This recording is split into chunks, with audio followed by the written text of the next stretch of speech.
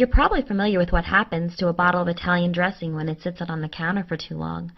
The oil floats in a layer on top with a watery layer underneath. And if you don't shake it up, you're likely to end up with an oily mess all over your salad. Oil is a hydrophobic substance. Hydro comes from the Greek word for water, and phobic is literally the fear of it. Although oil is not exactly scared of water, it does run away from it and huddles together so that the least amount of oil is touching water at any time. This gives you the two separate layers of oil and water that you see in Italian dressing. Anything in that watery layer of the salad dressing is hydrophilic.